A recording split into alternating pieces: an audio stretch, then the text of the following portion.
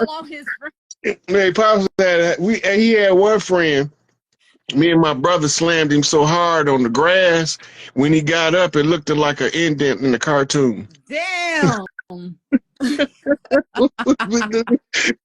We didn't realize as teenagers, we city slickers, but we country boys strong. We don't know nothing about that. We don't realize our strength. Yeah. And like we used to do strong shit for jokes. Right. Like picking up the back of a Chevette off the ground where they can't go nowhere. And we just laughing, and I'm thinking back at time like, damn, we were some retarded strong people picking up the backs of cars and stuff. Absolutely. Yeah. Absolutely. But that's how we played. Yep. That's how we joked around. We had fun doing that kind of stuff. And my father used to laugh at his friends because he tell them I don't care how mad you get, because now he know that his sons can handle that. Yeah. Yeah. Man, he used to give his friends the business, and anybody don't like it, I could call these boys out here right now. They don't want the Hayes boys to come out that house, boy. They be like, well, let's talk about this, Oliver. Let's talk about this. I'll buy you a fifth of CC. You know? What was that song? Wait, what was that rap group that said them country boys or something? I can't think of who they were. Who was it? Y'all tell me. The Country Boys. Remember? It was a rap group that came out before Andre 3000 and all them. I can't think of who they were, but they were from Atlanta.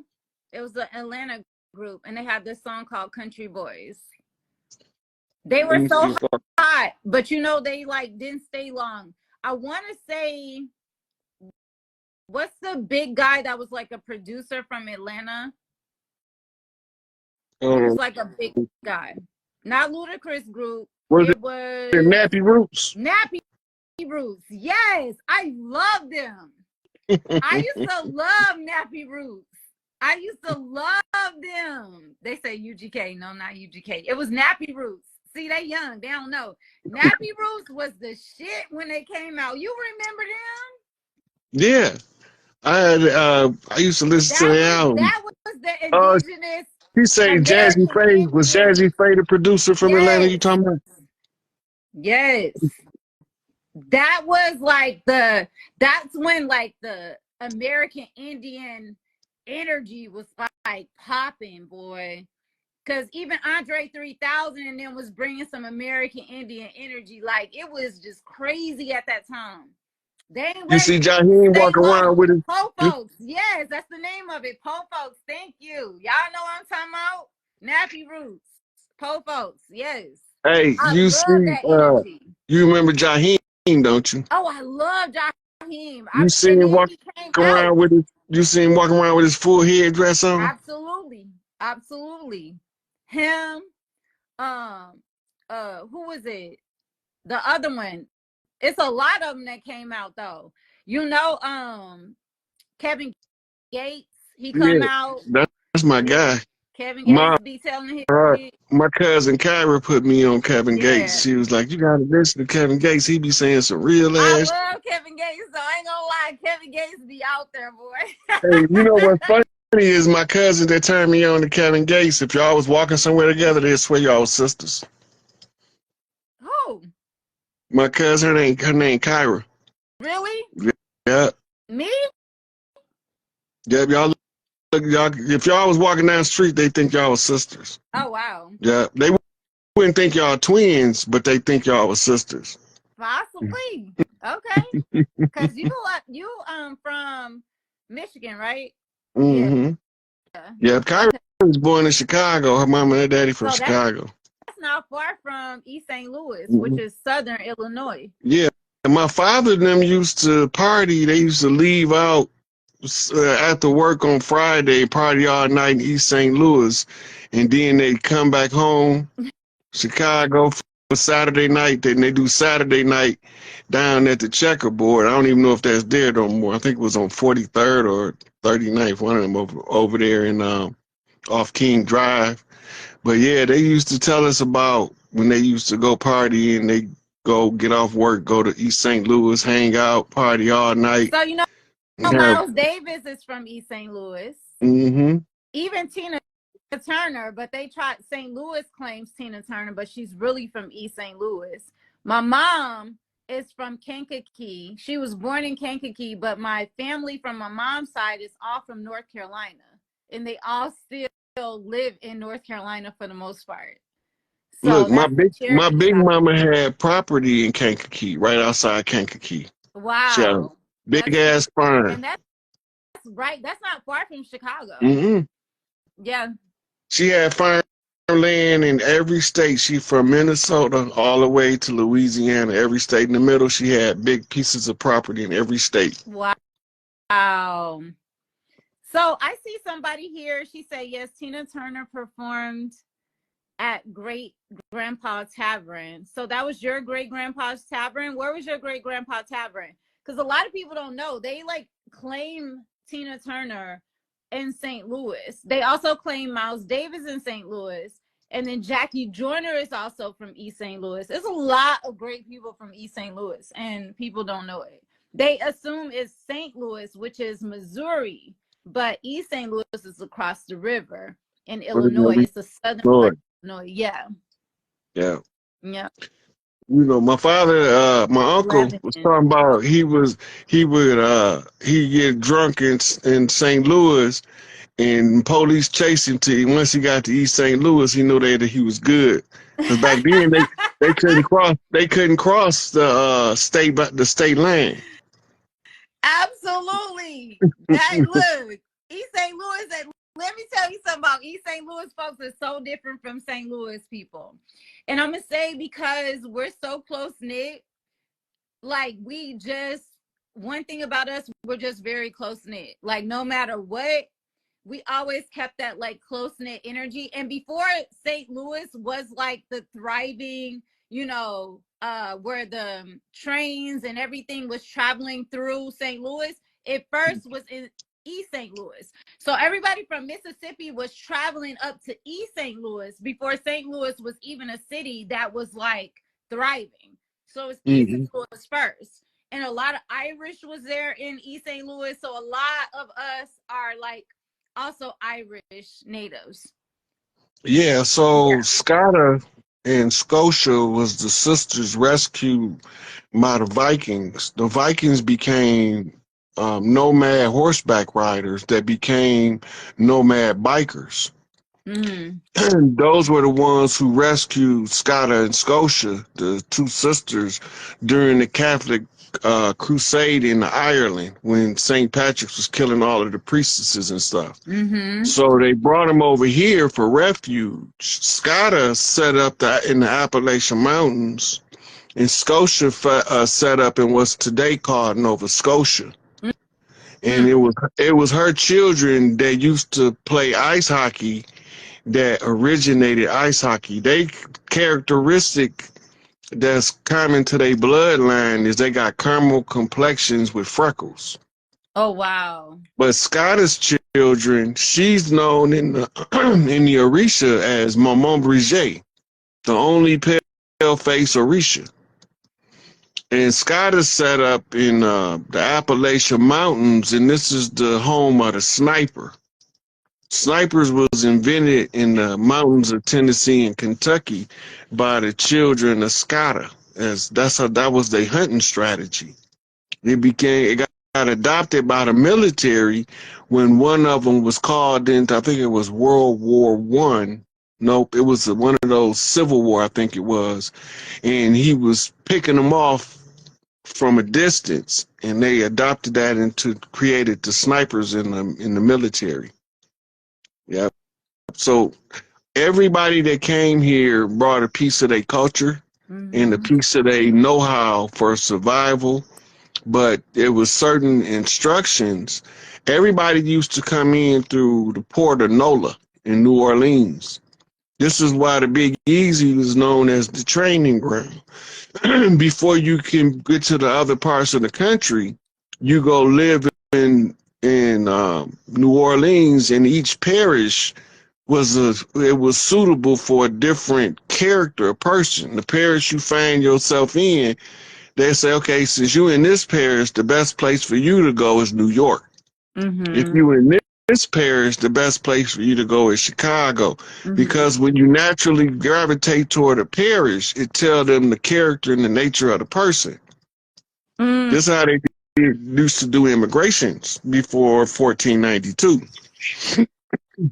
So that's why the French first order of business was to sack the port of New Orleans or Port Nola, right? And that's where they established a base at once they took over the port.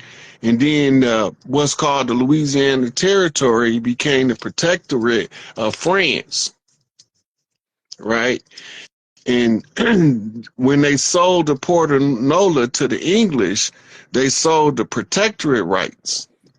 They wasn't supposed to be exchangeable in that form of exchange without the consent of the people of the land. But after they done got their ass kicked in Haiti, they get their ass kicked in Detroit. Now they got to go.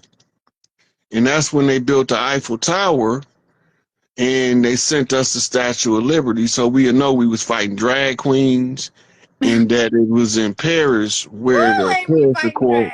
Oh, I'm so sick of fighting them SOBs. I'm tired, baby. I'm tired. I'm telling you, I'm tired.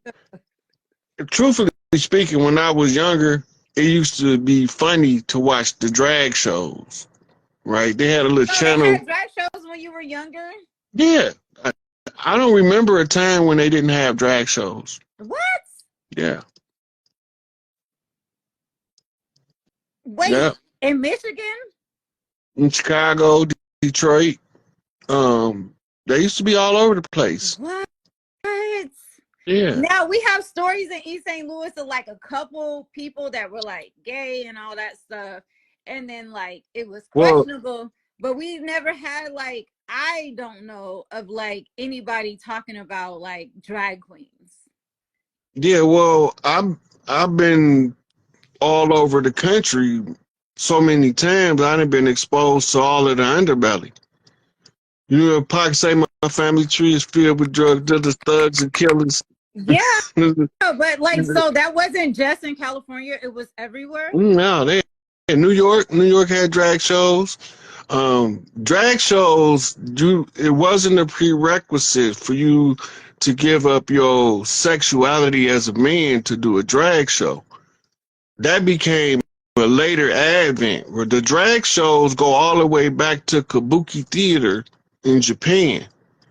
In Kabuki theater, women weren't allowed to be entertainers. So all of the roles in Kabuki theater was played by men, and men dressed in drag. So the drag queens is nothing new. Somebody said Kansas City had them too. Wait, hold up. It's new to me. Hold on. It was the premier form of entertainment. Yeah. Minstrel shows used to have whole drag performances in minstrel shows. What? I'm like, what? Wait, how long ago was this? Because I'm confused. This was like the 70s? When you talk about minstrel shows, you're talking about 15, 16, 1700s. The Star Spangled Banner was shit. I'm thinking I'm finding out in the early 1900s. Look, half of them pictures that they keep telling you is English queens is drag queens. Oh, I know that. I found that out. I definitely found that out. Yeah. Look, I got a post I put up back in 2019 saying it got a picture of a drag queen, and it says it's a drag race chasing seahorses across the land. Oh, I heard all the Queen Elizabeths were men. Like, I don't know if all of them was, but a lot of the people that they put in prominent power positions that they telling you is women is actually drag queens. I know Victoria's Secret is that they men, so I don't know. I know that for a fact. Yeah. That was also a part of the gentry. Those were the ones that they called gentlemen. There was a specific group of the gentry called gentlemen that was the boy lover of kings. And that's their thing, though. That's their thing. Yeah, that's all of that Roman culture of Europe Europe, you gotta remember, Rome expanded, then it broke up and became several different empires. The Ottoman Empire, the Prussian Empire, the Macedonian Empire, all of those were different aspects of Roman culture all over Europe. That wasn't. Had Transformers everywhere, and then somebody said Shakespeare plays were all men. What? Y'all is wait, hold up. I thought I knew a lot. Y'all is over here like really devastating me right now. Wait, what? All Shakespeare was men? Child, Look, and then Shakespeare stole all of his stories from a sister. child, my head hurt. All of the Shakespearean writings a sister wrote. But they were all performing as men, Oh loving on men. yeah, that was Roman culture. Look, Roman culture was so hyper homosexualized that the women had to dress up like a boy on their wedding night, or they men couldn't get an erection. This is known Roman culture. If you go to Italy right now and you look around at the statuary, it's a bunch of grown men with naked little boys with them all over the place. Now I know that because the old Bibles, okay, I'm gonna tell you this much. I remember when I was like 5 and I opened up that big white Bible with gold lining on Yeah, my mama the family table. Bible. It That was was the family always like, Bible. yeah, it was art of like men and little boys and they little balls and little penises, little ones, by the way. And I can picture it as if it was yesterday. Like that's something I never forgot. And I always wondered, this is the Bible? And mom used to be like, don't look at this part and skip it. And I used to be like, why do we need to worship this though? Look, I had read a book that blew my mind when I was in my early studies. I can't remember the exact name, but it was something like the X-rated Bible or the Bible. What? X-rated Bible? They're talking about all of the freaky shit in the Bible. Oh my God. No. Yeah, but see, people don't realize this is something that we lose in modern. This is every modern. Right now, because baby, what?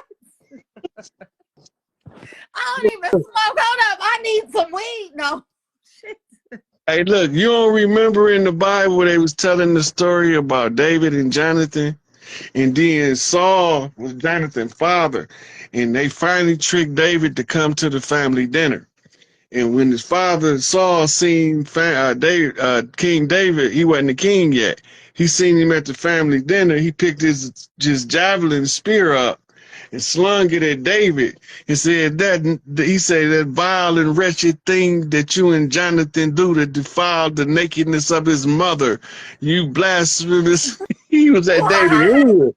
That's what him and Saul fell out about, his relationship with David, with I need Jonathan. to go back and read the Bible because this is very entertaining.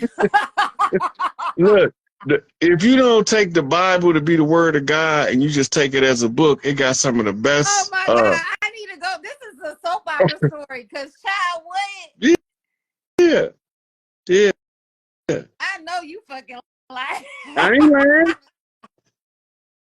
lying. He hurled that javelin at David. He tried to kill David ass. So David and Jonathan having secret rendezvous, right? And this is how they alert each other. David hiding out in the wilderness. Jonathan go down there with the bow and arrow, and he got a signature arrow to signal David when he get there. He shoot the arrow out, and when David see the arrow with Jonathan's signature on it, he know that it's safe to come out because Jonathan there, right? So then it say in the Bible that when they seen each other, David hurled himself up on Jonathan and kissed him up on his mouth. And then in another part, it's saying the love that David had for Jonathan exceeded that of the love of a man for a woman. So Perry ain't wrong for his shows and stories and movies because he really acting out the Bible for real, and he really not deterring from the Bible and the religion. He really acting out some shows. Okay, let's dig a little deeper with this. The Pope. The Oh no, position of the Pope is the I'm sacred. learning some new shit right now. This shit is fucking me up. I gotta get some wine. Cause child, what? Look, the I Pope hope is my when. mama is chimed in on this live right now. Cause ma'am, tap in. Cause ma'am. Cause Look, ma'am, you been making me read this stuff. if you go back to the history of the Catholic Church before it was Christianized, it was a sacerdotal seat of a matriarchal regime of the Delphi priestesses known as the the daughters of Isis. Mm. And the sacerdotal seat was set on by the Divine Mother, christened as the incarnation of Isis. Well, when they usurped the throne, remember the Pope sit under Big Mama seat. Supplanter, underminer, Jacobin. So the Pope dressed like a woman. Them not no men gowns he Garments. wearing. Those are Yeah, absolutely. women That's true. ceremonial robes. Facts. He wearing dresses. He's a drag queen anyway. All of the cardinals are supposed to be women. That's why they dressed in red. That was the women. All of those are women's stuff that they took. And then the women supposed to wear the white. They dressed them in black and they called them nuns. Wow. Named after the Egyptian term for the primordial waters of creation, the sacred noon. This shit deep and sick. Look, Motherfucker. when these so-called guys got jealous of the divine feminine on earth, they went crazy. I see. To the point, like they didn't care. They Like, were totally crazy. You hear me, Drea? They tried to be women. They tried to have babies, and all they could do was shit a and turd. they still trying to have babies. Look, and all they can do is shit a turd. Every time they try to make a baby, they come up with a turd. They don't do nothing but shit. Crazy. Yeah, but it go all the way back to the war in heaven. Everybody know about the war in heaven, but don't nobody know what it was about. Well, go ahead and acknowledge, like tell the knowledge on it, please. So because this is what I got some Christians on my page, and you know this is tagged on my page. Please let them know how sick this shit go, because baby, I'm even surprised right now. Keep going. So the Oriano, so the place they call in heaven is Nibiru. And Nibiru is when it's in close orbit, they send delegations back and forth to Earth. So Enlil, he is a patriarch and he is the controller of what's called restricted will universes. That means that you can't do what you want to do. If he didn't get an order, you can't do it. The same as Yahweh, because that's the same person. Okay. All right, now, Earth was being governed by Prince Ea, Ea being one of the names of Earth. Mm-hmm. The prince of the Earth named Ea was the one we call Enki, which was a later name given to him when Earth's name was changed from Ea to Kai. Okay. Ian means Lord, right? So he was married to Inanna. Reference book, Inanna Returns and Inanna Hyperluminal, if you want to go more into it. But they called for a family dinner. Enlil tells their father, Anu, that he wanted to add Earth to his restricted will environments. And he told him that Earth was a matriarchal planet and is controlled by mitochondria. You can add it to a restricted will universe as part of the free will systems based off the instructions of Prime Creator. Mm-hmm. He said, if I win it in military conquest, then by the laws of the gods, I'm justified in taking control.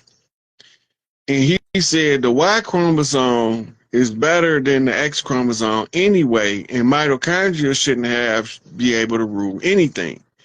So Anu started laughing at him because he was calling him his foolish child. My foolish child, you do not understand the power of the mitochondria and the divine feminine, because without the divine feminine, Inanna intervenes.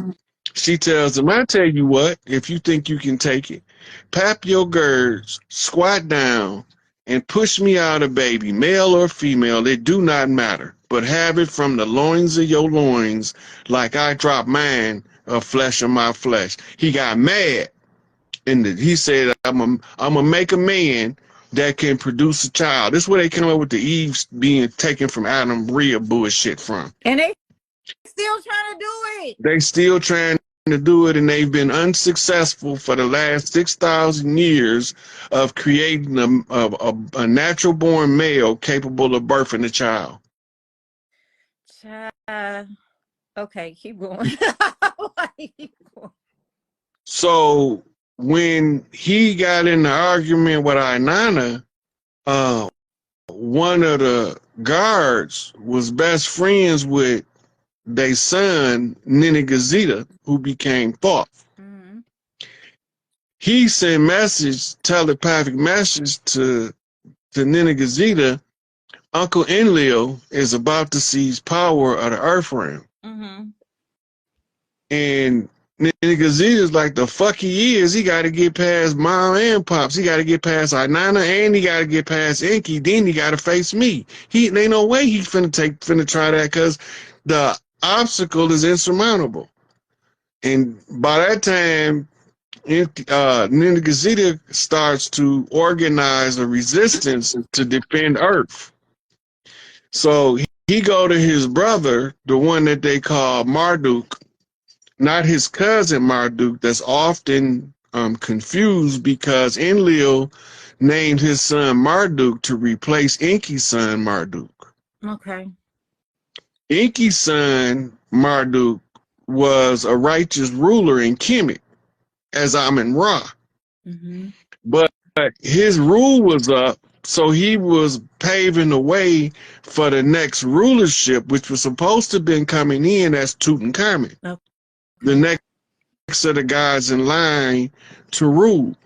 And Tutankhamun's reign as an Aten priest was interrupted by the Amun priests, who was the original followers of Amun-Ra.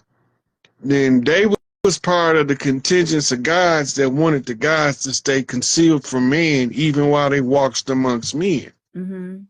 And so the Aten priests wanted the gods to be known to the people so that they can know who to come to solve problems, because that's their only purpose, right?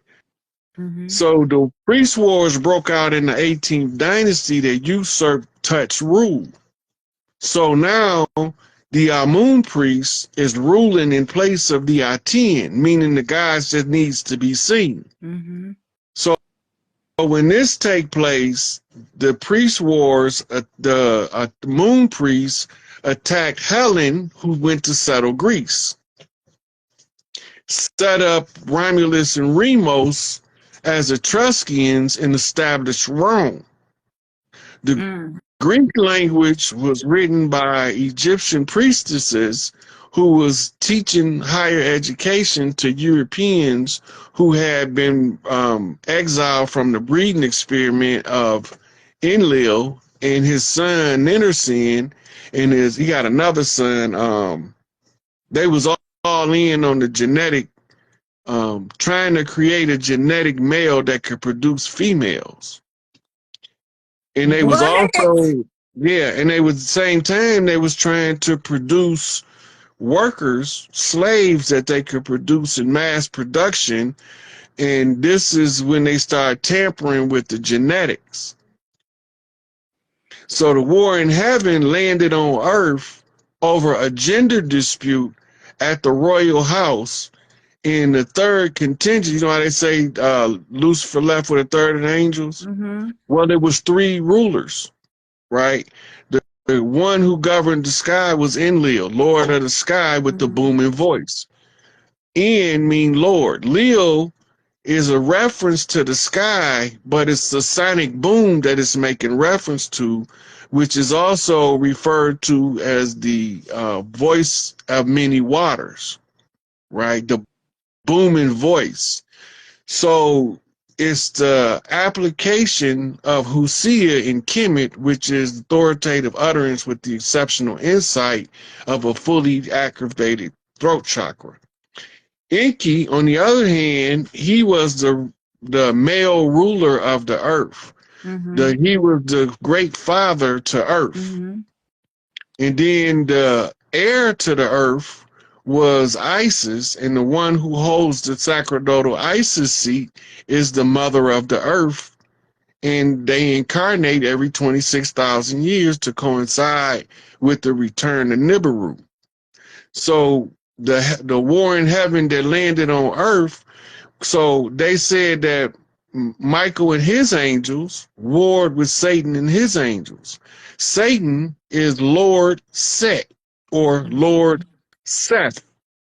Go back to Genesis, and the replacement for the loss of Abel was Seth. Seth is a replacement. He's not the original. He's the interloper into the bloodline. This was Enlil taking the rulership of Egypt from Enki, who was Usir or Osiris, the great father, right? Represented as the Orion constellation in the sky, the great Orionos, right? So they call him Father Sky, and they call Isis Mother Earth. And then you have her daughters, which governs the 7 earth principles, what we call them the Hermetic principles, which gives us the agreement of the realm that manifested off the divine feminine. Right? So all of these demons that was cast down, which was in Enlil's army that came to attack and take over Earth, lost. We won, they lost. Now, at the end of the cycle, everybody has to be informed enough to understand what's taking place. This is why they're doing this disclosure in D.C. right now, to let everybody know that the United States government and all governments of the earth is interacting with governments from other places that's non-earth or non-terrestrial. Some people, flat earthers, if you're a flat earther, then look at them as from another dimension, right? If you're a round earther, look at them as an extraterrestrial. Some of the hollow earthers believe they interterrestrials coming from the core of the earth. But no matter which one they believe, there's somebody here that don't normally be here that's about to show up in mass and force. So they have to give us the disclosure in DC under the false pretense of Senate hearings. That's not really Senate hearings, but open leaks. This is how we tell you what's taking place. Right? So if you go to the Emerald Tablets of Thoth, right, you see Thoth say, I got a call from my father who told me to take my ship and go to the land of Kim. Subdue the hairy barbarians and rebuild the civilization. This is because they had a nuclear war, which was called the Manus Wars or Anunnaki Wars. The whole planet went through what's called a nuclear winter. We call it the Ice Age. We called it the Ice Age because it just got cold and everything was froze, but we don't know that that was a nuclear winter, and the nuclear winter was on the heels of a massive nuclear holocaust. And this is why it's not finna happen again, even though Putin is talking about using nuclear armaments, because they said